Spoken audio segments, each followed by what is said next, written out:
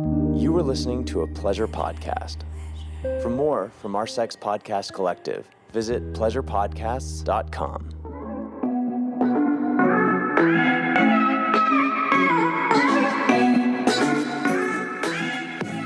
Hello and welcome back to the Horny Housewife podcast, or welcome. You're like, we've never sat over here before. I'm literally right across from the pretend brick wall and couch, but I'm fucking everything up in here. You're like, thank God. So you're just going around the mess for now, and I'm not going to break that, but that'll be gone. It'll just be different at some point. But in between, I'll just be taking you around my home. So in today's intro, you're like, is it I saw a TikTok? I saw several fucking TikToks, and maybe you've heard about them, maybe you haven't. Gulf Coast Stapletons. If you've heard of them, you're like, Jordan, why are we talking about them on your podcast?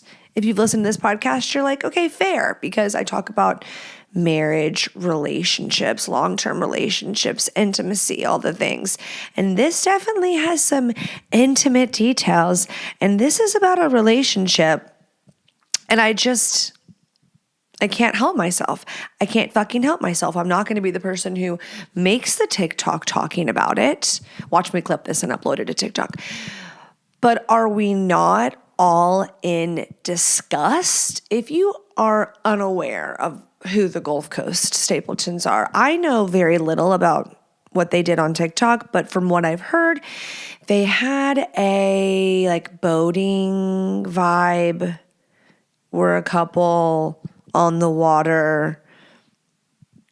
We were conventionally attractive, according to who? People keep calling them attractive and having pretty privilege and getting away with things like this, because no one got away with anything. But I don't think they're pretty, either of them. I think they're disgusting.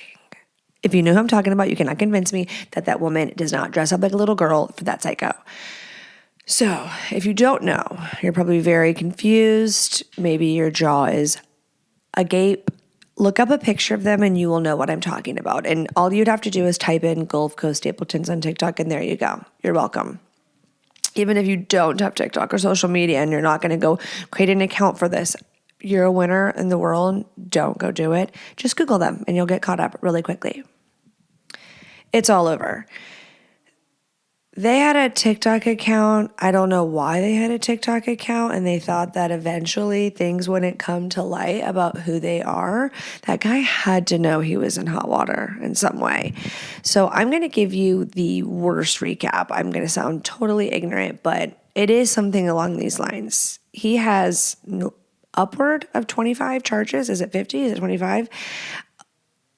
Convictions, he's in jail, he is serving time in jail. It's not a, innocent until proven guilty. He has been proven guilty and is in prison. And his wife, I believe, it is his wife, if not long-term partner, but I believe it's his wife, is riding by him. They don't have children. And she's like, I knew about everything. She made it sound like there was no secrets. I don't know if this was an ego feed thing of see, I know, I wasn't surprised. I wasn't caught off guard. Why the world is shooketh to their core. And I don't even need to say this out loud. You already know. You're 7 steps ahead of me. Why is she supporting this man? Why, how, who, what, where, is she a part of this? Is she an accomplice?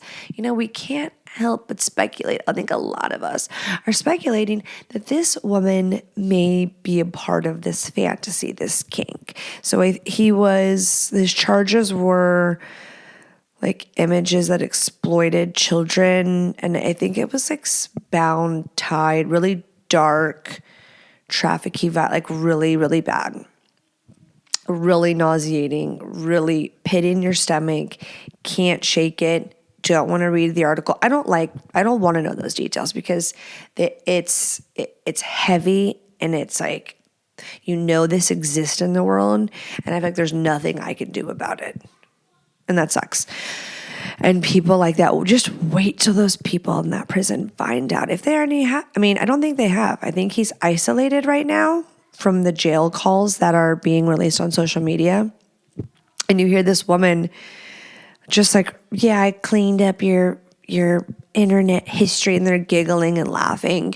And I don't know if they're just trolling, fucking with people because they know they're going to come out, or that would make a lot of sense. She seems like a very big clout chaser. To the people that missed my stand, I'll have that back. Sorry. You're going to see me eating the microphone a little bit today. There's a good chance that they're trolling the internet with this whole, like, maybe she's like, this is my income now. Like, I gotta go on here. And she's made, like, doing cooking videos and get ready with me, as if we give a sliver of a fuck about what that bitch is doing. We would love to hear the jail calls. We want to know if the FBI is going to take you down. We want to know if you're being investigated. We want to know, like, what happened to you when you were a child, so we can find some empathy, because right now no one has empathy. They just hate your fucking guts. So everyone's homework is to go find out about them, we're all going to have the same opinion. If there is one person who's like, I understand where she's coming from, I don't want you to be a listener of the Horny Housewife podcast. I do not. I don't understand it. There's something. So we need to all collectively, if you pray, if you manifest, this woman needs help. And maybe she needs her eyes opened. I don't know how you could have the ride or die for that. It's just such on a different level. So it just means she's very unwell. They're very unwell. The Gulf Coast Stapletons are sick, unwell, mentally insane. And I don't wish them well. I don't wish them health, wealth, and happiness. I hope that he gets really, really violated in prison. That's a horrible thing to wish for someone, but I do wish that for him. Okay, so in today's episode, I interviewed Sarah Intelligator. That's her real last name, the coolest last name I've ever heard in my life, besides my maiden name, Ragusa. I know, Rag USA. My dad said when he was a little boy, he used to tell people that his dad invented Ragu spaghetti sauce. He did not invent Ragu spaghetti sauce, but that is a good tale to tell. And everyone's like, how do you spell it? How do you spell it? How do you spell it? It's just like it sounds.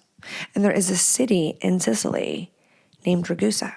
So I will have to go there one day. But yeah, I interviewed Sarah Intelligator, and she is a divorce attorney licensed in California and Texas, and very different states, very different laws. But she wrote a book about like how not to get divorced. So you're like, conflict of interest there, but she's a cool ass woman. And it just shows where she's seen such ugly things, how it impacts children, how it impacts your life going forward. What is the kryptonite? What is the number one factor, her reasoning as to why the marriage crumbles, falls apart, the chisel, until there's nothing left. And now, like some people's true colors, of course, I was like, give me the tea, got any stories? And she did.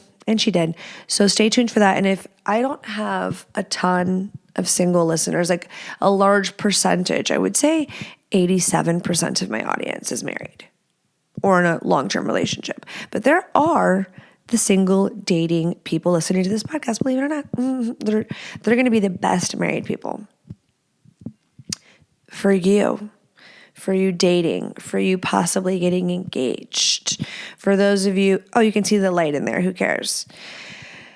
This one is listen carefully. Men and women, doesn't matter, great for you both. This is a message that should stick with you. Listen to your elders, your sexy, hot elders. So stay tuned for that. That's fun. Guess what I'm about to do? This is a quick little, for my life, really quick. Oh my God. Speaking of, for you intro listeners, you get this nice, really fucking embarrassing story time. Why do I choose to tell a really embarrassing, isolated moment that is like actually really embarrassing for me, because I do not pass gas in front of my husband. Like, I really choose to be ladylike and have manners and keep some mystery so that I stay like appealing and hot. And I know the women are going to Some women are going to be like, you can't be comfortable enough. No, I can't. I don't, that is who I am. So there's a lot of ugly things about me, and there's a lot of things that are not ladylike about me. You listen to this podcast, you know that. So let me have that. Okay. It balances it out. So you probably have more ladylike things than me. And so I need to have that thing. Okay. So I went golfing. I'm a golfer again.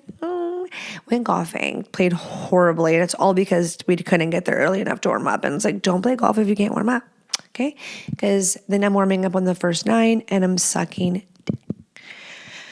So I got to a part where I had to use my, is it pitching wedge? Pitching wedge. Okay. And that's embarrassing. And I was really focused and really like pinch the ball. And like I'm a little tense and I pinched the ball. And as I pinched the ball, I slipped a tiny bit of gas. And out of embarrassment, like Derek was like on the green, but like 30 feet away from me. And I thought I'd just play it off, but I like giggled and was like, oh my gosh, I was so tense that I accidentally passed gas. And he started laughing and was like, I would have never known that. Like I thought I heard something, but I didn't know if it was your club or your shoe so I'm like, oh, lovely. I also outed myself and made myself really appealing. But that's my insecurity. You know, he was like sweet and giggled and said we created a memory and kept telling the story, like replaying that for me. And that made me not feel good. So that happened and I wanted to share it with you. Now I want everyone to guess what I'm doing. I think maybe have I hinted about it on social media? No, I probably haven't. Because I didn't want anyone from my family to listen and be like, she's a psycho, negative, ungrateful bitch, which sometimes, okay? We all have our moments. And like clockwork, at the end of summer, right before school starts, the last 14 to 19 days, I'm not in the best place mentally.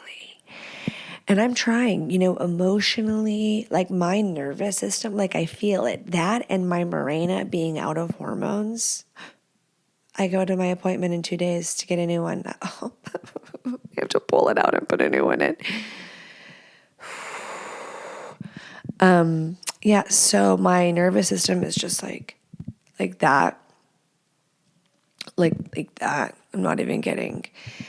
I went and got a massage yesterday, 90-minute deep tissue, and I was like, I can take it further. And it made the massage like not pleasurable. It made it where I was like, am I gonna black out from the pain? But I'm so sore from it today, but I needed it. I was like, this is torture, but I need it. And he's like, I can go lighter. I'm like, no. So it was wonderful.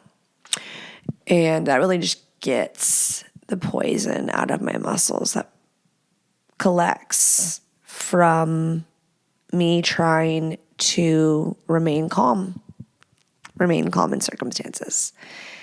When, kids are just being kids. So mommy just has to like keep it together. So that I'm not traumatizing everyone. You don't want to bleed on people who didn't hurt you. I'm going to Great Wolf Lodge in approximately, what time is it? It's 11:30. I'm supposed to be at my mother-in-law's house by 2. And then we are caravanning to my personal actual hell. This is Disney fair. I know you're like Disney's giant fair, small. Any theme park, not all of them. Like Fiesta's great. But is it now? I mean, it's been a long time. I loved it then. This isn't my thing, okay? I'm not a Great Wolf Lodge girly. I'm not a water park girly. And I get it. My husband is like, change your mindset. Don't be a butthole. If Hudson's excited, he's not even excited because he's like me. He's like, am I going to drown? I'm like, no. He's like, are you going to be there to catch me? I'm like, if I have to be. There's a lifeguard. There's going to be a lifeguard there. You can wear your life jacket on the side if you want, if you're scared, because he's never been on big slides like that. And we're going with his all girl cousins, like 5 other girls. So I know I'm going to be going on every fucking ride with him. It's going to smell like chlorine and fungus and like a bacteria breeding ground. And I swear to God, I'm going to be so pissed off that I didn't just put my foot down, say I'm not going. But I'm going because there's family in town that's not always in town. So I feel like, that's what really matters at the end of the day. I'm going to probably leave and be like, I had the best time. That was so much fun, girl time. But leading up to it and knowing that my 8-year-old will be making me partake in this water park excursion, and the fact that like if we had it all to ourselves, which is like not realistic, it's a not possible delusional la la land, like, we could check things out. But the fact that there's like 7,000 other kids running around really fucks with my nervous system. Really fucks with my nervous system.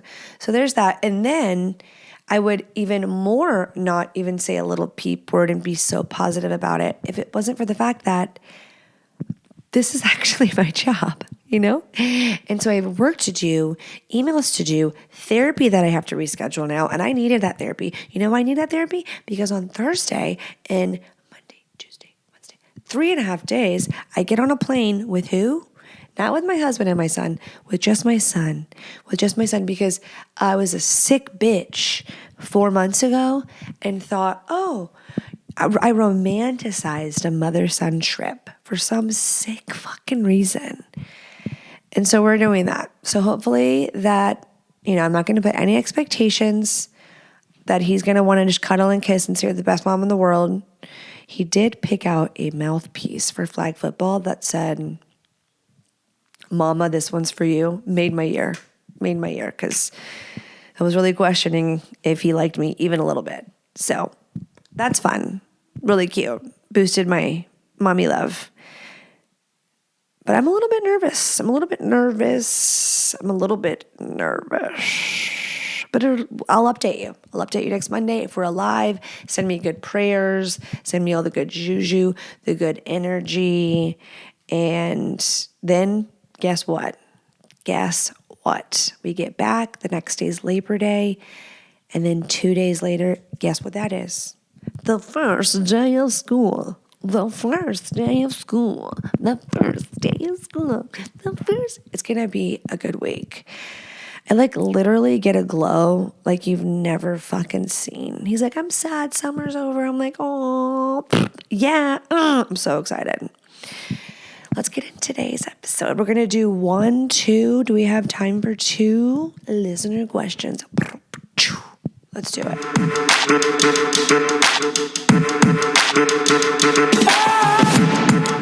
Today's episode is brought to you by Via. They got a gummy for everything. They got a gummy for the sleepy time. They got a gummy for the focus. They've got a gummy to zen. They've got THC-free gummies. We've got CBD, CBN, CBG for sleep. I love them. And my favorite one, the one that's going to be your favorite too, I'm sure, it was a Valentine's Day drop, but was so, everybody freaking loved it, crowd pleaser. They kept it. It's a staple now. Via Hemp High Love strain. So we've got this herbal aphrodisiac blend mixed with pleasure-enhancing cannabinoids and a mild medium-ish dose of THC. Talk about a fucking gummy. Everyone's like, have you heard of libido gummies? What's your favorite libido gummy? This is the gummy that I would incorporate into the bedroom because we're in a long-term relationship. We're married, okay? We will take anything that adds that extra little to it, right?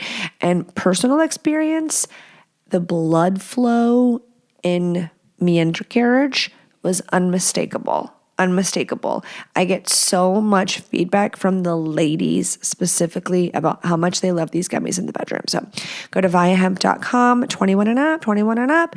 You don't need a medical card. They ship to most every state. So go check it out. Click the link in the episode notes. Don't forget to use code HOUSEWIFE when you check out to save 15% off. If you're a first-time customer, you'll get a free gift. And if you order over $100, you will get free shipping. So go to ViaHemp, that's VIIAHEMP.com, and use code housewife. Today's episode is brought to you by Blue Chew. Blue Chew. Be the best version of yourself downstairs in your pants, okay? Lasting impressions, harder, stronger, longer. My favorite thing about when a Blue Chew is consumed is that I've noticed it lessens the refractory period, so the time that he's able to get hard again, so more rounds, more pleasure. And the orgasm gap is a real thing. It takes longer for us to get off than y'all. So we need you performing at a high capacity, okay? We need you being a rock star. Go to Blue Chew. It's all done online. It's super, super easy. There's no going to the doctor's office, wasting half your day, having an awkward conversation, waiting in line at the pharmacy. Just bing, bang, boom, all online. Talk to a US-based licensed physician, and then within a couple days, it arrives at your doorstep. Discreet packaging. And we have choices. They have the active ingredient that's in Viagra or Cialis or Levitra. They even have Blue Chew Max, which is a combination of one of the two that I just said. So lots of options. We love options. Go find out what's right for you. Go to bluechew.com and use code housewife to try 1 month free. No brainer.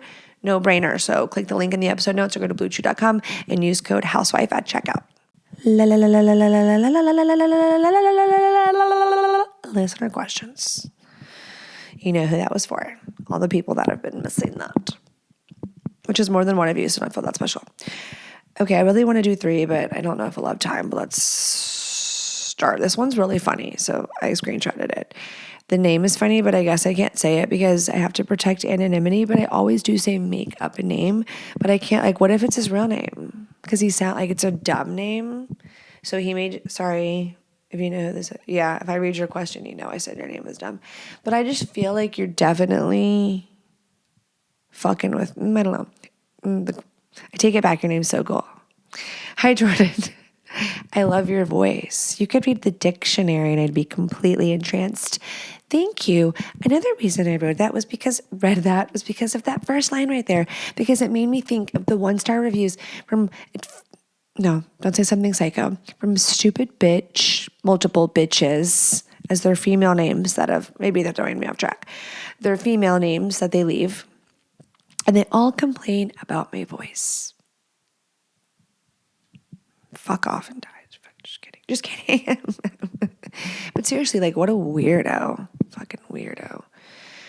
If you don't like it, you don't have to listen to it. You don't need to go and be like, you know what? I need to write, I'm going to hurt her business, 1-star review, in her stupid fucking voice. Loser. This is what you are. Anyways, I play guitar. You know what is a loser is my nails. It's really embarrassing. And I blame the fact that I have to go to Great Wolf Lodge. And that's why I'm not getting a manicure on this Sunday evening. I hate missing church. Just kidding. Anyways, I play guitar and I work for travel. Well, I decided to start taking my guitar with me because, I figured girls would be dying to come back to the hotel room with me. Anyways, time after time, I carry my suitcase and luggage in the hotel. Girls see my guitar case and nothing.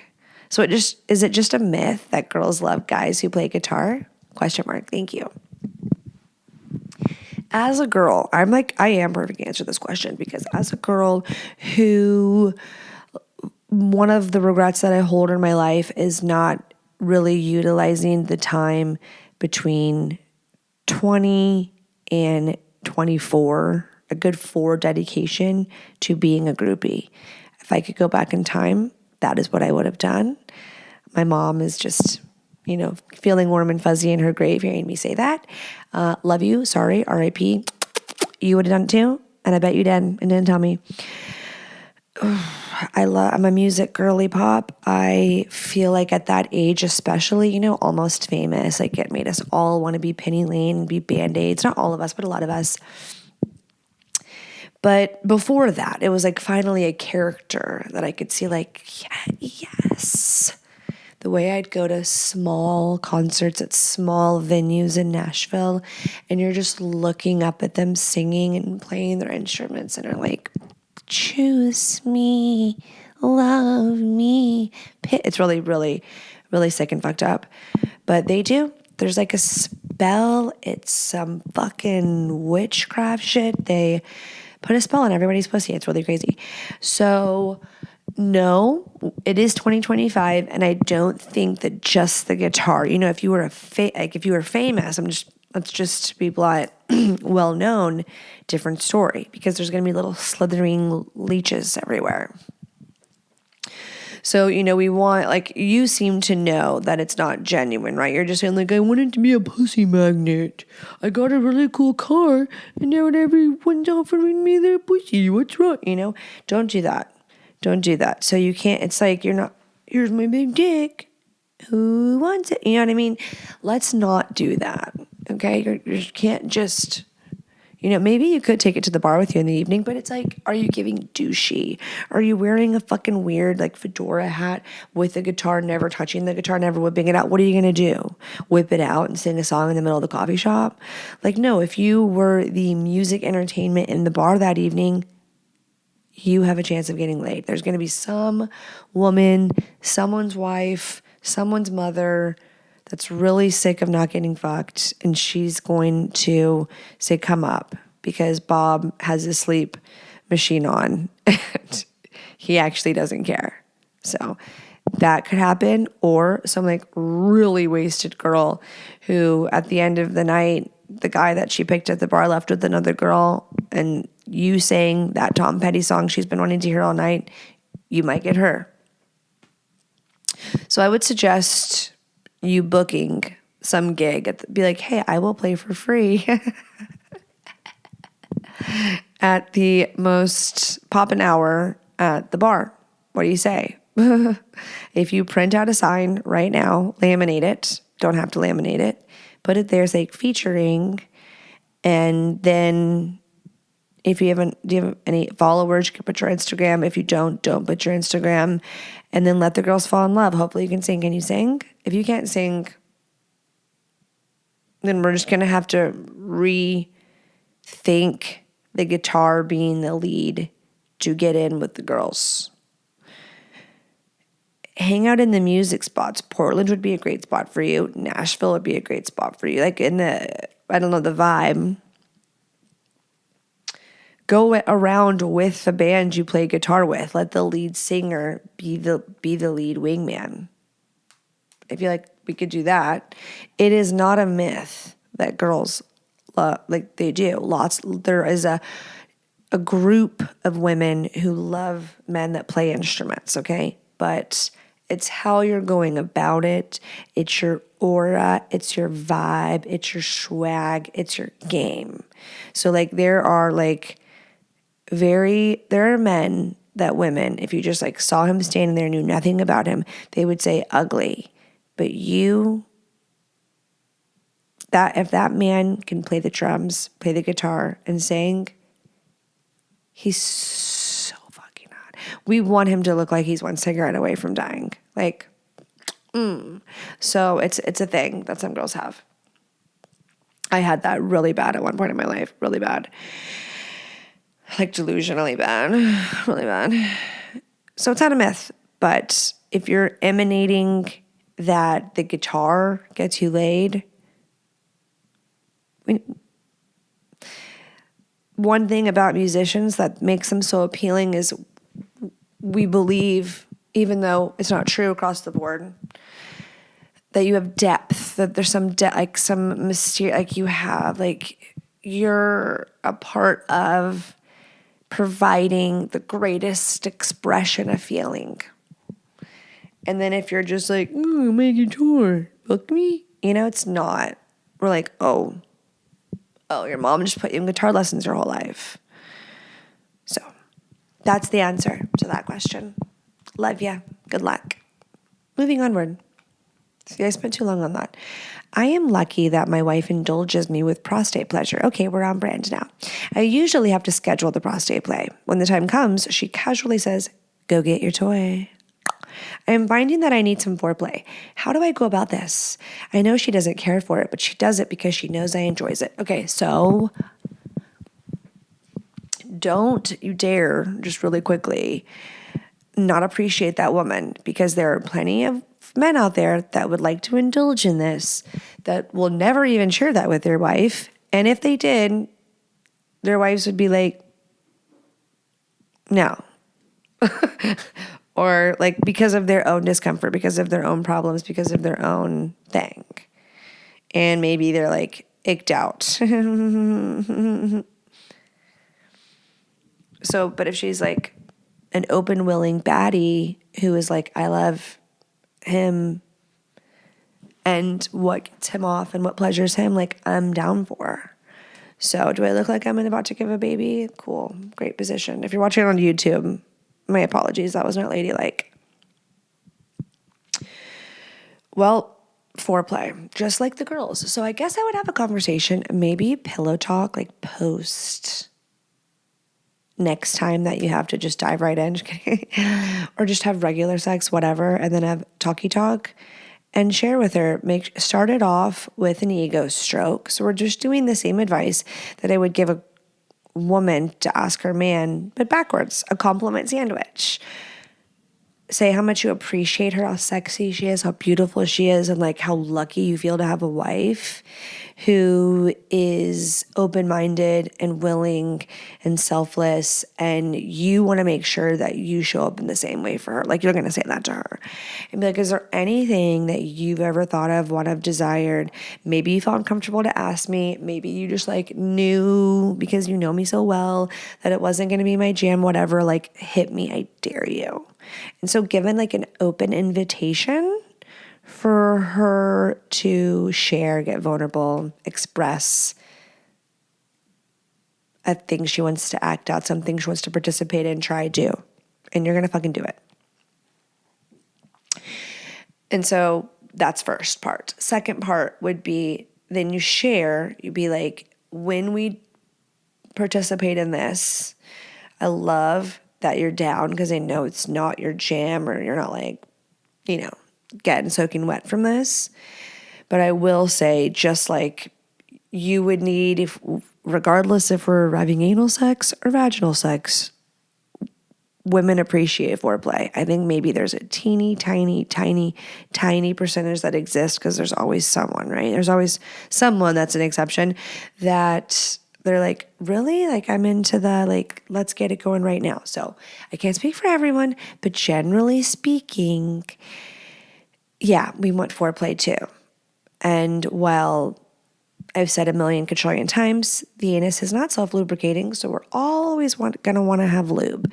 Why don't you say let's dedicate like 10, 15 minutes to getting one another, so this can be a mutually pleasurable experience. So she's not like, well, what I want to say, and I don't know why I'm sugarcoating and beating around the bush, is like maybe she doesn't want to like sit there and finger her butt.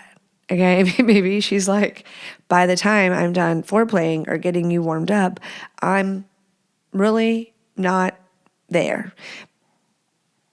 I don't know. I can't speak for her. It's going to take a radically honest conversation. Take your ego totally out of it. Sometimes hard, but if you want real answers and if you want real change, you're going to have to just let the truth, transparency step in, deal with it like big boys and big girls, and say, we can grab the toy, I'll bring the toy, and then we start like this. And maybe I think because she seems so like open-minded and down that this won't even be a problem, and maybe you're making it bigger in your head. Don't want to not validate you. Don't want to dismiss. If she's like, seems timid or you're really self-conscious about it, you could always put the offer on the table that you want it to be mutually pleasurable. Like, let's get out the Uber lube and work on each other, if you will, if you catch my drift. And I think that maybe you're being hard on yourself when it's like, I know she doesn't care for it. Maybe it isn't her jam, but there's a reason she is doing it, because if she didn't care for it as much as you probably think she doesn't care for it, she probably wouldn't be doing it. So express appreciation, share, plan a lube party date. And the lube I'm going to recommend, if you were like, you said Uber Lube and I'm not really aware of what you're talking about. Uber Lube is the greatest of all time, in my opinion. It is truly, I say this with complete sincerity, the lube that I grab every single time. Some people prefer whatever base. I happen to prefer a silicone base lube. I think that especially I have a lot of glass toys, really, really love. And I love the longevity. Like with Uber Lube, it lets skin feel skin. And I don't have to keep reapplying. I love that it has this little pump. It's a beautiful glass bottle, different sizes. And it has a little pump that is not like a perfume spray. It kind of looks like that, but it comes out, liquid gel form, silicone base, It's basically silicone with a splash of vitamin E. And that is the perfect dispenser. I hate the little flip top bottle caps. I hate like messy dispensers or stuff. I gotta like, oh my God, what did the lid get put on right? Because when you're in the heat of the moment, you're like, that takes you away. I wanted something really easy and is going to stay on the whole time. I don't have to grab the bottle again. So the bottle lasts for freaking ever. And I have a bottle I always keep in my shower as well. And that I always keep in my Calpac travel bag. I have the little travel one in the case. And you would never know that it's lube. And they have like a pink on. It's really cute. And then I keep one in my shower because the shower, if you have shower sex, you know that it just like washes away your natural lubricant. And then with ass play anywhere, it's a requirement. So uberlube.com, code housewife is active boys and girls. It's active boys and girls. And that'll save you 10% on your purchase. So click the link in the episode notes or go to uberlube, uberlube.com and use code housewife. Okay, I think we're going to put a pin in it, everybody, and we are going to get into today's interview with Sarah Intelligator. She is a divorce attorney. She is an author. She is a speaker, and she is lovely. So get comfy, grab your weed pen, grab your wine, grab your kombucha, grab your hot tea, grab a warm and fuzzy blanket. If you're driving, 10 and 2, because mommy loves you. And if you were listening and you want to write into the show, go to the hornyhousewifepodcast.com. There's an Ask Anonymous tab, or if you just scroll down, you'll get right to the form. And the name in the email field are not required, or you can make up a name. Maybe if you make up a name, like put a little star and be like, you can read the name. Just for future ref. Follow me on social media at THHpod, and new episodes every Monday. Patreon, audio erotica, little quickies. You'll find that link on my website, or go to patreon.com/The Horny Housewife Podcast. The difference between wow and that's it, which maybe we won't say out loud, but in our head we're like, that's it, is in one spray. Pop Stars Delay Spray, baby. Okay, because 6 minutes ain't bad, but 12 minutes is so much freaking better. Pop Stars Delay Spray contains the highest concentration of lidocaine available, making it the most effective on the market. And it's not going to transfer to your partner, baby. It's designed to do its job and not interfere with the rest of the situation. No numbness, just control. If you go to popstarlabs.com/horny housewife, you will get 20% off your purchase. Trust me, she's going to love the extra time. That's basically ensuring that she's going to have pleasure, because it takes a little bit longer for us to come. So this Popstar Delay Spray, both of you are going to be very, very happy. Go to popstarlabs.com/horny housewife and use code horny housewife to save 20% on your purchase, or just click the link in the description below. If you are looking for a GLP-1 program to lose that freaking weight, you feel like whatever I do, it's not doing it, I'm ready for a GLP-1. Maybe you're looking for a peptide journey, you're aging, you're feeling fatigued more, you're like, are my hormones weird? Like, what's going on? Let's find out. LifeRx.md, they got your back. And I make it really easy. Click the QR code, the link in the episode notes, the link here. I make it easy, and go see how they are there to help you custom tailor a program that's just for you. You will have a telehealth doctor's appointment, and they will find out. You'll go through I went through the process because I'm on an NAD plus journey that I'm loving. And we go through all these questions, and then if you need to go get blood work, you'll do that.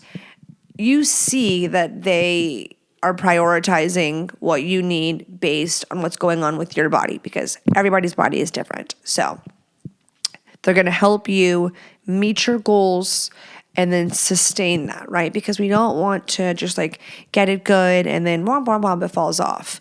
So you have the information to contact your person throughout this journey, your doctor, the pharmacist, for questions, whatever, throughout the whole journey. So I've really enjoyed it thus far. There's no contracts, no insurance, no subscriptions. You can click the link and use my code housewife, and that'll get you $50 off your first month. Plans start at $250 a month. And if you're serious about losing the weight or feeling better, LifeRx.md is totally for you. So go check it out.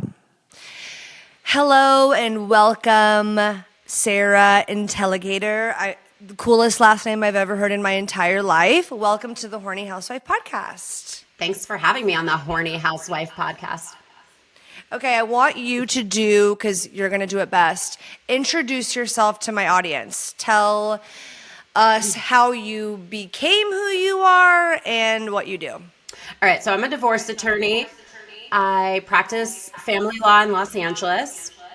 I wrote a book also called Live, Laugh, Find True Love, which teaches people how to not get divorced and to find the right relationship. And so, I don't know if you want me to elaborate more on that or. Oh yeah, I mean, when you say divorce attorney, I have a gazillion questions that come to my mind. I guess you can't violate like people's privacy and tell me, like you can't tell me everything that goes on behind closed doors, correct? Because I want to know. But. No, not everything, but I can certainly, give you some information. Give me a general idea. I want to know, what's the number? Oh, I have so many questions. Is there a specific profession that comes to mind when like it comes to divorces? Because I stereotype and I'm like, it's the firefighters, the pilots, and who else? The police officers?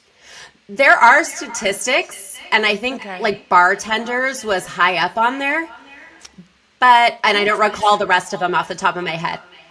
But in my practice, I see a lot of men specifically who are in business, like high up in business. Like corporate life, or just more like powerful and have money and they have a lot of yes men, so they can do whatever the fuck they want. Coldplay concert guy. Yeah. Oh yeah, the latter. Yeah. Oh man, that guy messed up. Well, but I'm convinced that someone either really hated him and was like paid those people to like go to like I'm conspiracy theorying it over here, thinking that someone hated this man and was like find them, or maybe it was just total coincidence. But those employees knew, duh. He just had a bunch of yes men. Obviously, they knew. I mean, also she was the head of HR. No one's gonna mess with HR. Okay, the head of HR, but why does that not make my jaw drop for some reason? Because it's probably really prevalent. Yeah. And everybody's doing it. Right. Okay, so did you always want to be a divorce attorney? Like when did that come about? No, I didn't even want to be an attorney. So I started off actually as an art major at UCLA. Cool. And I hated the art program there. I was like, it was very conceptual and pretentious. So I switched to an English major. And then after I graduate, or while I was about to graduate, I decided, you know what, I'm going to go to law school because being an attorney is something people can't mess with, and it's a good degree to have. So I was like, so no one can mess with me. That's why I'm going to law school. Yeah. Okay. But I didn't want to be a lawyer. I was just like, it's a good degree to have while I figure out what I want to be when I grow up. So then I graduated from law school. I took the bar exam and I passed.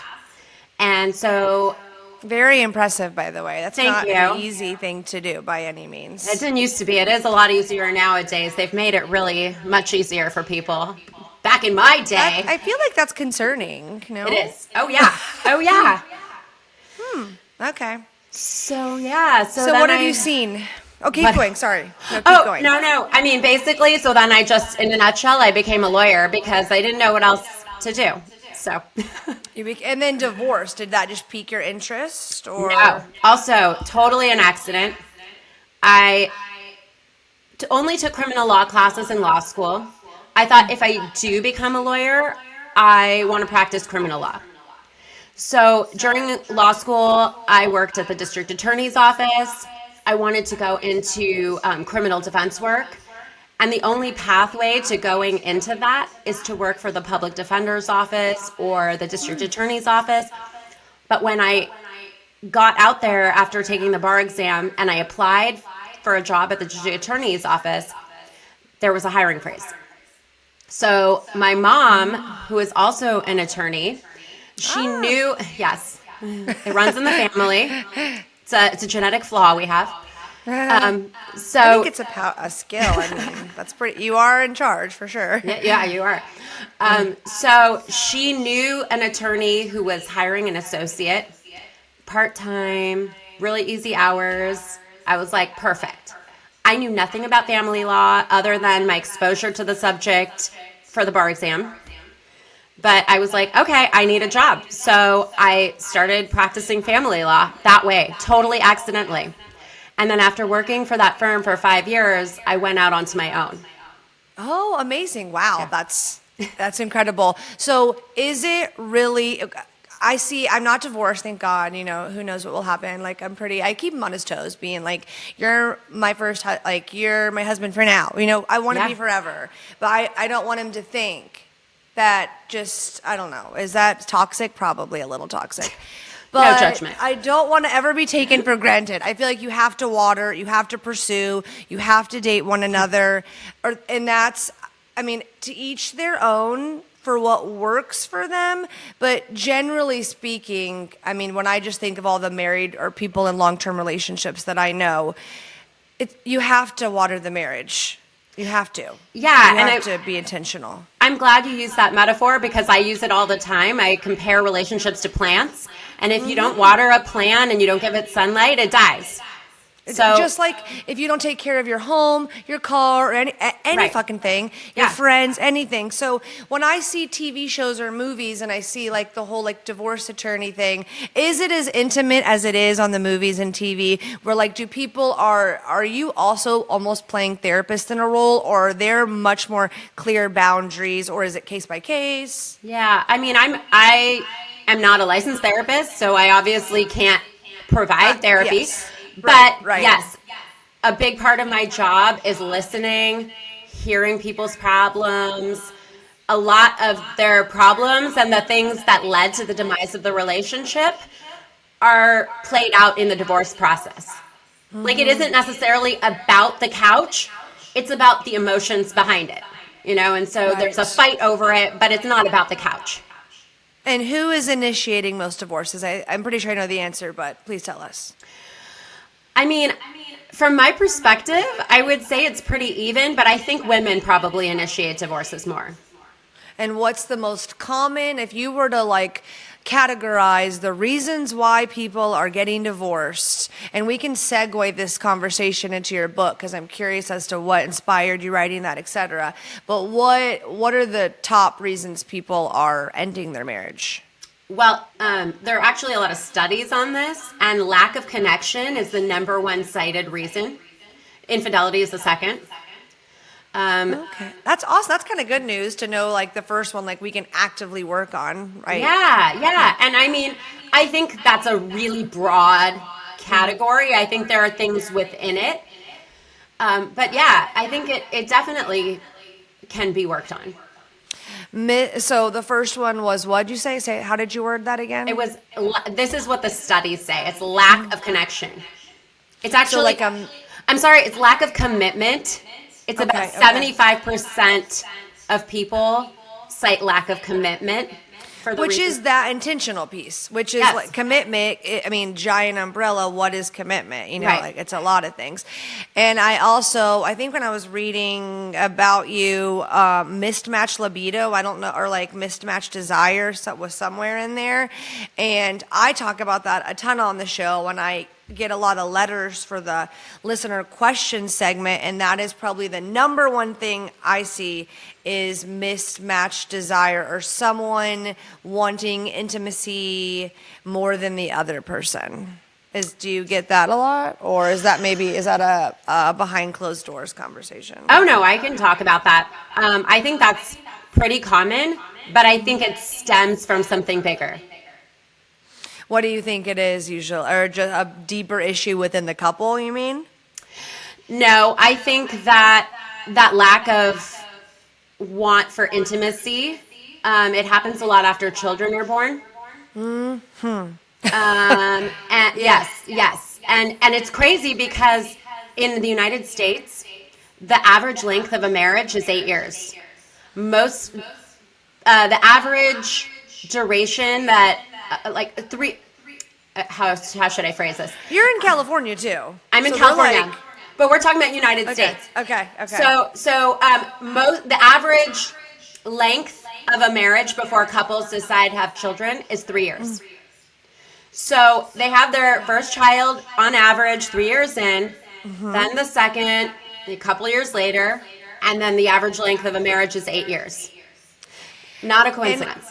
No, totally not. I'm a mom, and I have one, and I'm a stepmom too, and I don't have a desire. I feel full, like I feel content. Like some people are like, when are you your second? When are you gonna? And I don't have a desire, and like that's my prerogative. Leave me alone. Yeah. But I see so many women, and I'm lucky that I had a mom who I saw her have her own identity crisis. I don't know if I'm luckier, but I saw her have it was so unfulfilling. She always thought she wanted to be a mom, the stay-at-home mom. And I idolized this as a little girl. I'm like, she can get her nails done whenever she wants, go shopping. Dad will take care of everything. But she was so unfulfilled. Like, I saw that.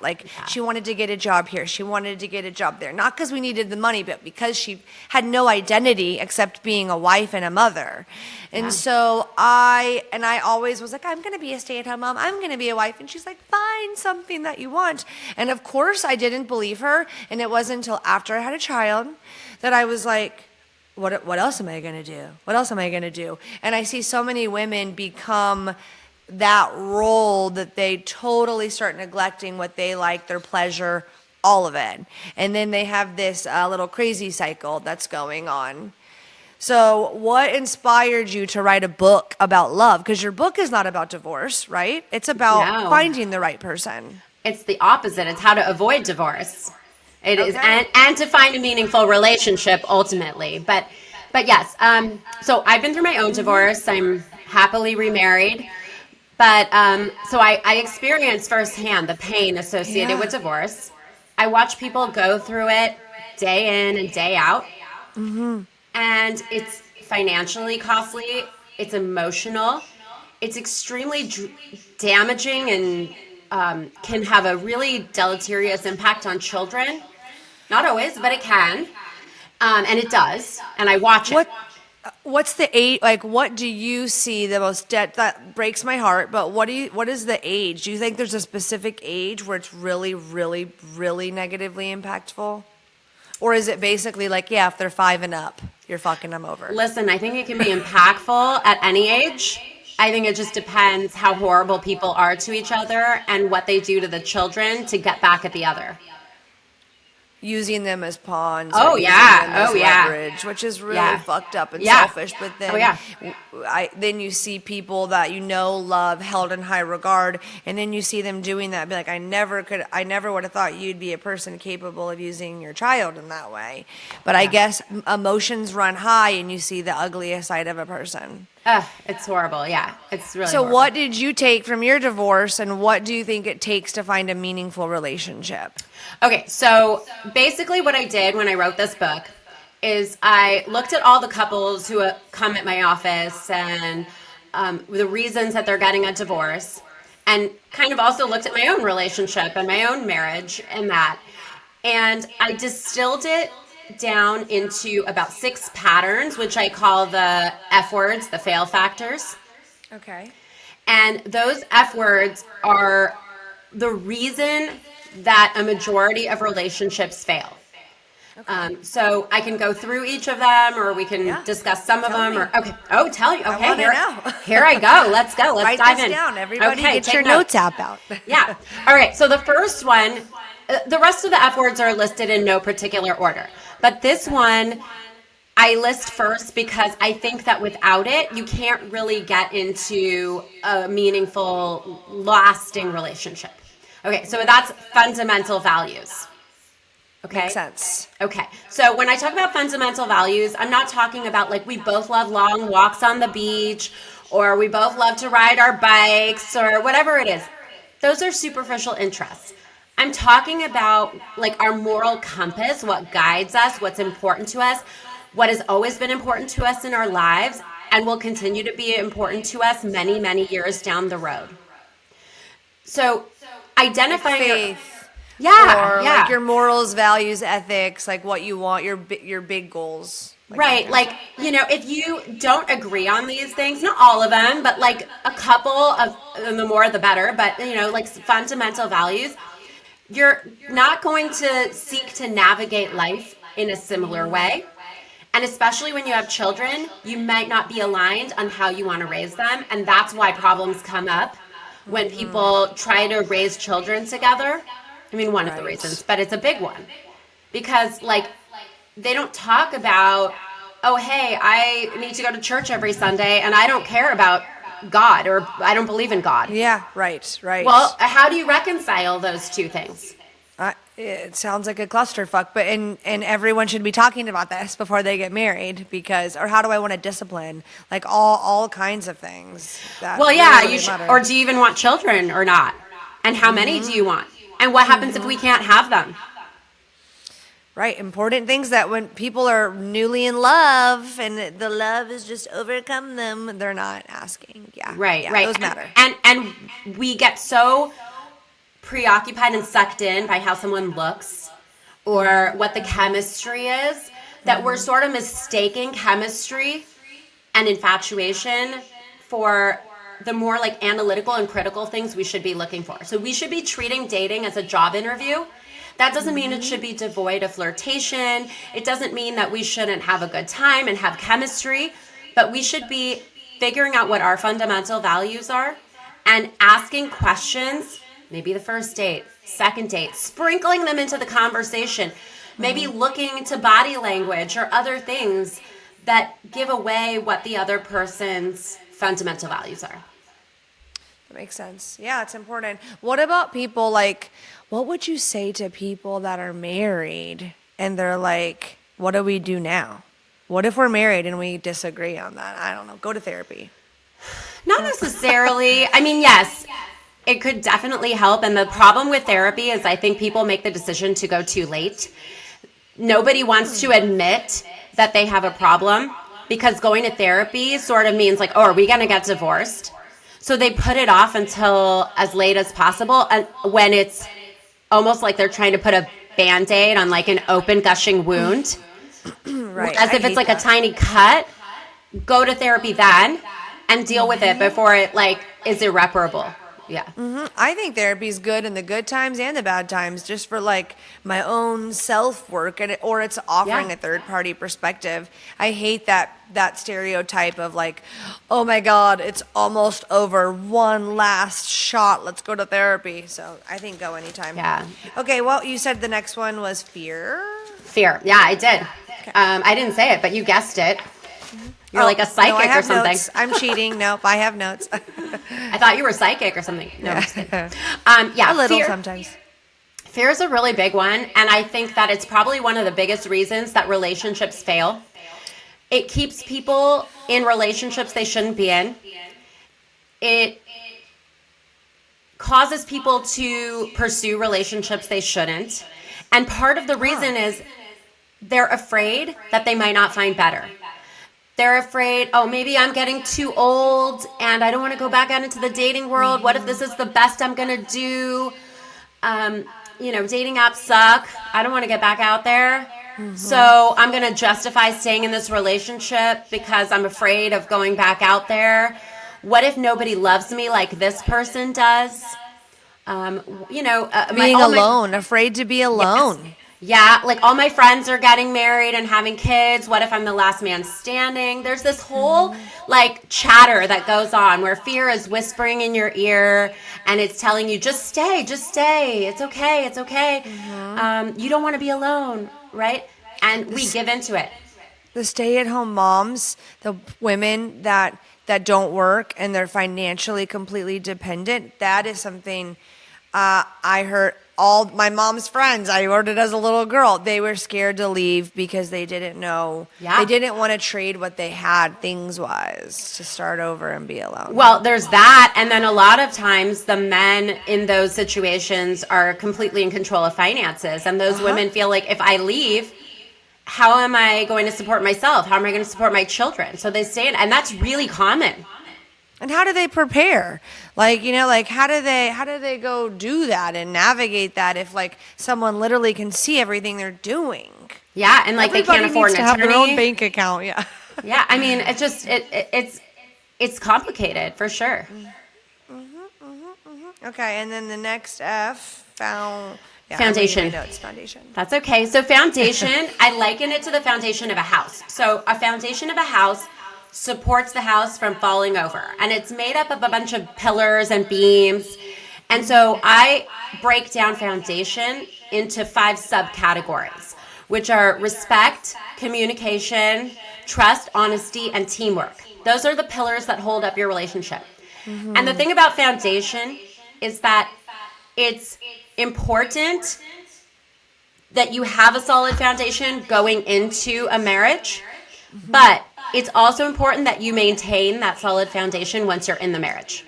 Yeah, extremely important. And at any point, you can knock down one of the pillars, and sometimes you knocking down one knocks down another. So, keep those pillars intact, reinforce them. What are things you do in your own marriage to maintain? That's a personal question. I'm happy to answer it. Okay, to maintain your foundation. Okay, so that's actually a really good question. So one of the things that I think we do is we daily or, every couple of days, we'll just randomly send each other a text message like, I miss you, or I love you, or, make a comment about how, I feel so lucky that I have you as my partner in life. We show each other our appreciation through words and then also through gestures. Like yesterday, something so insignificant. I was painting something and I ran out of red paint. And I really wanted to finish this project yesterday. And I was like, now I don't get to. And so I went on Amazon and I ordered some red paint, but it wasn't going to come until today. And half an hour later, some red paint showed up at the door because my husband ordered some delivered from Michael's. So it's just tiny, right? So it's tiny gestures that we're listening, showing each other we care, taking interest in what's important to the other. It's being thoughtful, especially for women. I feel like that goes extra. I mean, for men and women, both. Yeah. But it's so meaningful. And then knowing the person's love language. If you know that she's a quality time girl or she's a words of affirmation. I think being words of affirmation is you lucked out if your wife's love language. Yeah. Because it's so easy to do. Do it. So easy. And physical touch. A lot of most men that I've talked to, that's always their top 2. So it's even just this, a slight walk by and putting your hand on the small of their back. I feel like those little connections and then noticing when your spouse is making a bid for a connection, and that because sometimes it's so easy to get an autopilot and dismiss them and not even know you're dismissing them and someone's getting their feelings hurt. So I think about that often too. Yeah, and I think that especially for men, I mean, who are we kidding? Men want physicality. They want intimacy. They want to have sex, right? They're horny all the time. So, it's like, so if you're constantly shutting that down as a wife or a woman, and you might have your own reasons for that, but you need to deal with that shit. Straight up, I do. It's unfortunate when you hear a scenario, and I think some women get mad, but then I'm like, we know what woman you are. If you don't have sex with your husband for 6 months, like, what do you think's gonna happen? Like, I know that sounds terrible, but if something's going on, whether you hate his guts or maybe you're going through a season, you need to be proactive about it, or at least communicate about it instead of just expecting him to be a mind reader. Yeah. Because, you can't, what do you think's going to happen? Probably not something good. Yeah, it's not an invitation to cheat. I know. Like, that's a piece of shit move. He's got needs. And also, needs. he needs to communicate that with you too. So it's a two-way street, Totally. He needs to express to you how that makes you feel. And maybe there's something he can do to help you, or, Right. So it's a team effort. Yeah, I don't ever think there's a justification to step out. It's just when I hear stories of like, we haven't been intimate in 3 years, it's like, no good is going to come from that. No, absolutely not. Good. Now you're roommates, or that's what separates us from being platonic, is being lovers or being lovers. Okay, fixing. Okay, so fixing's kind of a two-parter. So one is, you're not there to fix your partner. Your partner's not a project. Your partner is a whole person. It's not your other half, not your better half, a whole person. All the little corny lines that everyone says. My right lung. Shut up, everybody. Sorry. I'm just saying it how it is. No. That's funny. So your partner's not a project. If your partner is not right for you and needs to be quote unquote fixed, that's not the right partner for you. Don't take on a project.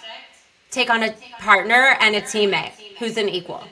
So that's a hard pill for some to swallow. Sorry for those people who love projects. Go to Home Depot and DIY some stuff, or I don't know. That's a you problem. That's a you issue. Well, it is though, but like a lot of people who grow up with parents who are divorced, they go on to find projects because they grow up feeling like they need to fix their parent situation, or for whatever reason, right? There's a reason that we turn into fixers. And I believe that 100%. Yeah. So number one is don't try to fix someone else. But that's a good segue into also fix yourself. Before you get into a relationship, if you know you have an issue like that, instead of letting your issue select your partner, you select your partner. You deal with your issues. Now, that doesn't mean that we don't still have traumas and wounds. We're all made up of our past experiences and traumas and all that stuff. But we don't go into a relationship where our traumas and wounds are selecting our partner. We need to go to therapy or do whatever you got to do to be introspective, to make the realizations you need to make. And if your traumas and your experiences are choosing your relationship, then you're going to choose an unhealthy relationship. If you are choosing it and your intellect is choosing it, then you're going to have a healthy relationship, and you're going to be healthy going into it and healthy while you're in it. So is that like when you think back to your first marriage versus that one, do you feel like you came from two different places as an individual when selecting that partner? Oh, big time. Big time. Yeah. Were you a fixer or was he a fixer? Like, I feel like men always want to fix things, and sometimes we just want them to listen, like instead of like just hold the puke, like the emotional vomit, instead of like want to fix everything. I recently heard that men want to fix women, and I feel like in my experience, so many women want to fix men. I think women come at it from the perspective of like, this guy has issues and he hasn't been able to maintain a girlfriend or a relationship, but this one is going to be different. I'm going to be the one to fix it. I'm going to be the one to change it. because I'm so much better than all those other girls. That's your own insecurity. It's like a self-worth thing because like I have friends that are single in the dating world and like I'll hear them say this and I did the same thing too. Why like it's almost like a why am I not good enough for them to behave XYZ when that's not applicable It has whatsoever. nothing to do with you. It has nothing to do with you. So it's not that you lack something or like the fear of, oh, well, there's going to be someone else after me that comes along and she'll be enough for him to X, Y, and Z. No. And it's like, give it a year and watch what happens. He's going to do the exact same thing. Yeah. Because men don't change in 2 weeks. So, right. Yeah. Okay. Tell me a little bit more from what you've seen. Oh, wait, no. Erase the sentence I just said because we are not done. Not. I have an editor, so if we ever have to start over or just bleep something out, he'll figure it out. Okay. Did we finish fixing? We finished fixing. There are 2 more dirty F words left. Okay. Family and fairy tale. Yes. Okay, so family is kind of a complicated one. Okay. I originally didn't include it in the F words, but then I ultimately gave it some thought, and I felt it was important enough to include. Family kind of can take on many different shapes and forms. If somebody is close to his or her family, that family is going to be a part of your life. Mm-hmm. And if you don't like the family or the family doesn't like you, that's going to be a problem. Like a common example that I've seen. Yeah, it's going to be a problem. It's going to be a problem for you. I had a client, a few years back. His wife hated his family. Whole entire fucking family, yeah. Yeah. And he didn't like his wife's family, and because his wife's family didn't think he was good enough for her. And they made that very clear. So he constantly felt like he wasn't good enough. And she had to sort of choose between her family and him all the time. And she was kind of choosing her family. And he felt like he was always sort of defending himself to his own family about the way she was. And ultimately, I think the family was sort of the final straw. It's too much pressure or too much they have influence or sway or but I mean, if your family is going to be a part of your life and you're close to your family, you obviously care about what your family thinks, and they care about you. I mean, obviously, if there are toxic families, but if not in those scenarios, just like your family cares about, there may be a reason they don't like your significant other. They might not think that person is right for you. And they might be right because they can actually see from the outside. They're not like on the inside, just like lovey-dovey, like, oh my God, this person's amazing, or fear is talking to them or whatever. Yep. Mm-hmm. So I think family from that component, but also I think a person's relationship to his or her family can be a big clue while dating. So if somebody isn't speaking to his or her mother, why? And if it was a healthy decision, has that person dealt with the emotional fallout? Or, for example, if a guy isn't speaking to his mother because that was the decision he made, or his mother made or whatever, and there's a void inside of him, and he then starts seeking a mother figure. So the mommy issues, I always don't date a man with mommy issues. Yeah. And like I have to keep in mind, like there are men who have mother wounds that have done the work or that are like, have enough emotional intelligence to be able to have a healthy relationship. But there are also lots of people with mommy and daddy issues that are insanely toxic and fucked up because of that dynamic. But that goes back to fixing. So I think that a guy, for example, the example I'm using who's on talking to his mom, he can either go to therapy or deal with it however he wants to deal with it, be self-aware and knowledgeable, and not then go out and seek a mommy to fill that void. Mm-hmm, mm-hmm. Or he can either be unaware of it or aware of it, but still seeking a mom to fill that void. And he might seek a partner who has like a broken wing syndrome, where she needs to care for and fix and heal and nurture. And so they have this really toxic dynamic. And what's going to happen? What's that called? What did you call that? A broken wing syndrome. Sitting on this. Yeah. Okay. And so how that's going to play out is eventually he's not going to want to have sex with her because who wants to have sex with their mommy? Yeah. And over time, there's going to be this total disparity in the power dynamic in their relationship. She's going to get really tired of being his mommy, and he's eventually going to resent her because ultimately he doesn't want a partner who is his mommy. But that's the dynamic they both established from the get-go. And we've heard this story before. Like this is we've seen this in real life, or I have. And you definitely have seen this. Yeah. So look to why somebody isn't speaking to their family, or why they're not close to their family, or what happened in their childhood. Are their parents divorced? How was the divorce? Do you see the opposite? Do you see the women looking for their daddies? Yes. Okay. I'm like, I don't even think it's that simplistic. I'm giving a really easy example. Yeah. Like, for example, a situation where the mom was like a real ball buster and the dad was kind of like more subservient because he was sort of scared of the mom, and the mom would lash out at the kids, and the kids felt like the dad didn't protect them. And so maybe the little girl will grow up to look for a daddy figure who will protect her. But in the process, she might find someone who is incredibly domineering and controlling and narcissistic. Yeah. You know, like it's just really complicated, and you have to acknowledge what you went through and why it's affecting you the way that it is. But ultimately, these are things you should be investigating as you're dating. Look into your partner's family situation.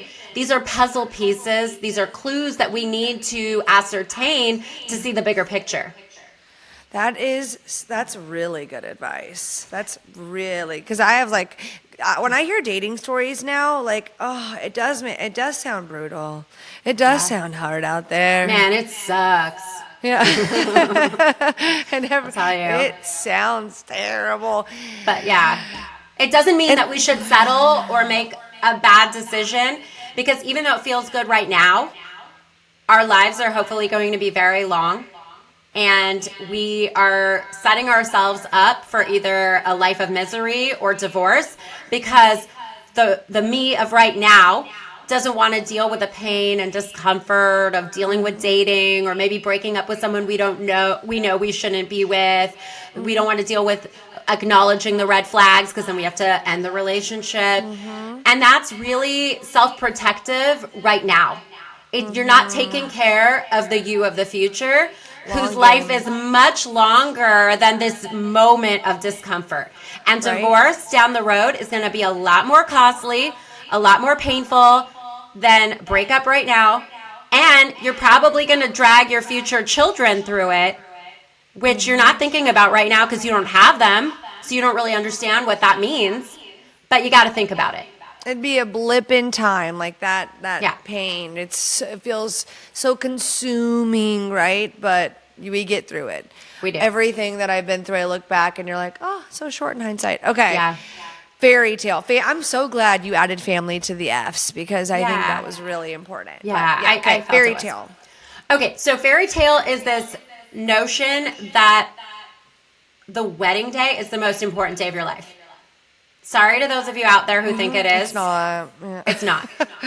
Getting married, getting a ring on your finger, getting this proposal, having a baby, and decorating your nursery, those are not important things. But we romanticize these things in part, I think, because we've been fed this fairy tale notion through Disney movies and then rom-coms when we grew up. Yeah. And vomit. Okay, and then and that's nice if you understand that they are fairy tales and they're not indicative of reality. But if we strive for that, we're going to be sorely disappointed. That's not reality. You're going to be really upset. Yeah. Yes. And and then we have also social media feeding us this kind of idealized moment. What do you think about that? What do you think about that, though? Like, what do you think about the Pookie and Jets of the world? Girl, don't get me started. What's your on it? Well, I've complained about that on here because I think it is really damaging, and especially like when you've been married a long time and you watch, it's like that's not the real world. And I hate when they go on interviews and they say like, "This is really it." You cannot convince me that you are working with your spouse and recording every fucking thing, and you do have an image and a brand to uphold. You cannot tell me that you're not having the human experience as well. Like, I don't believe you. Yeah, I think that Am I cynical?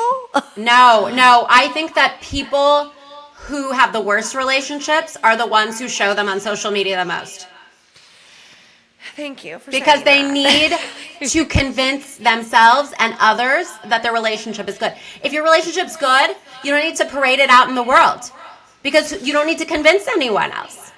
Am I wrong for thinking that even the best relationships have conflict is inevitable? It's just like how you go about it. It doesn't mean it has to be hurtful, damaging, destructive, fucked up. There's a point where you will disagree, and then it's just kind of how do you go about it. But maybe I'm wrong. No, I think disagreement is good. I don't think like a perfect, blissful relationship is a good relationship. I don't think that exists. I think the way that we work through conflicts together, if we do it respectfully and honestly and openly, and we communicate effectively, and we not only listen but also hear and implement, then we actually strengthen our bond in our relationship. But this like idealized notion of, oh my God, he gave me flowers for Valentine's Day, I'm going to post about it on Instagram. Well, if your relationship's good, you don't need to post those fucking flowers. And I just think that now we see on social media these men doting and really doting on women, and that's great and lovely, but almost like to a point where I feel like it makes you mad at your own husband. Do you ever do that? Where you're like, every single day? I don't know. Maybe that's it's not just real. Me being a little bitch. Yeah, I know. I always had to be like, this is not real. My husband doesn't have social media. Like, I met him and he just was like, I don't do that stuff. And I'm that's like, wow, great. I'm the luckiest girl in the whole wide world. Yeah. And so he's oblivious. He's almost like in a different world because he doesn't see any of that. That's good. So yeah, I'm envious of that in a way, but also he can be so aloof to pop culture and what's going on, kind of a grandpa in that regards, but no fairy tale. I feel like that's the fairy tale now, is what social media makes everything look like. Yeah, and it needs to, because people just are all so insecure and depressed. I mean, you look out there and the rates of depression and anxiety and people feeling isolated and alone, they're like the highest they've ever been. So how do we make ourselves feel better? We post some idealized version of our lives on social media so people like it. We get a dopamine kick out of those little hearts. I mean, that's scientifically proven that those likes give us a dopamine boost. That's what we're seeking. And we also try to portray something to others so we feel better about ourselves, because we feel so horrible about ourselves. And it's like this bit of all of this, Yeah, and it's not an accurate depiction, but then other people see that and strive for it. And so instead of choosing a partner who you are going to spend a meaningful life with for the right reasons, because you share fundamental values and a strong foundation, you're picking anybody who will marry you. And that's not going to be the right partner, because the goal is to get married. It's not to find a teammate. It's easy to get married. It's hard to stay married, because you can get married to freaking anybody. Well, it's easy to stay married if you marry the right person for the right reasons. But if you marry the wrong person for the wrong reasons, then it's very difficult to stay married. Yeah, it's going to be really hard to sustain that. Okay, because I have a lot of listeners with children, I have children, I would love to hear about the impacts of divorce on children. And then I know we keep going. Am I taking too much of your time? No, we're okay. We're okay. Okay. Yeah. I was like, we can do the book. You can tell me that, and then after, however we want to like transition into whatever you want to like. If you want to talk about promote your book, or if you want to like whatever you want to do, we can segue into that after you tell me about the. I'm all yours, Jordan. So whatever you want to ask me. Okay. All right. Okay. So yeah, I want to hear about that. Okay. So divorce. I want to make this clear. Okay. Divorce does not have to detrimentally impact children. The reason it usually does is because people bring their children into it, or they're not able to get along in front of their children. Now, the hard part about this is if you could get along, you probably wouldn't be getting divorced. If you agreed on how to raise your children because you shared fundamental values, then you probably wouldn't be getting divorced. So the reason you're getting divorced is because you can't agree and you don't get along. And so how do you maintain an amicable relationship and a co-parenting relationship that's healthy for your children when you can't stand the other person and you think the other person is trying to like sabotage your children, or because you don't see eye to eye on how to raise them and how to make basic day-to-day decisions. However, if you remember that children whose parents amicably co-parent go on to do great and thrive, but that there are actual many studies and statistics that show that children whose parents go through an acrimonious divorce, they go on to have higher rates of depression, anxiety, suicidal ideations, and suicide rates, higher rates of teen pregnancy and promiscuity, all of that. Wow. So, do you love your children or do you hate your ex more? Which is it? I know. It's so sad that you see that all the time, people choosing to fight. Do you think, have you ever seen couples that pull out of the divorce and change their mind? Have you ever seen that happen? Yes. Do they share what the reasoning is? Is it money, or is it actually because they want to give the relationship, or do you see both? Okay. I'm sure both. I had one client who twice reconciled with her ex. Twice? Twice. So one time she filed for divorce, the other time he filed for divorce. There was infidelity. She was a stay-at-home wife, a very kept woman. They had children. She loved him despite the infidelity. And she was pretty much willing to let him do anything. I think he reconciled because he knew that she was going to go digging through the finances. Yeah. That's and he was like, well, it's just easier for me to It wasn't for the children. It wasn't like, the mental health of the children. Okay. It wasn't. Definitely not. I think for her, it was just easier, and she just loved him, and she was like willing to let him do whatever to her to just stay in this. And the first time that he agreed to reconcile, I was like, oh, they're definitely going to be back. Yeah. And they were. You were right. And then they reconciled again, and I'm not confident that they won't be back again. But he just did a really good job of cleaning up the finances in between the two divorces and tightening things up. Like, he knew what he was doing. He was like, oh my God, I have too much exposure here after the first one. So he was like, yeah, sure, I'll reconcile. And she was okay with it. What a dumb bee.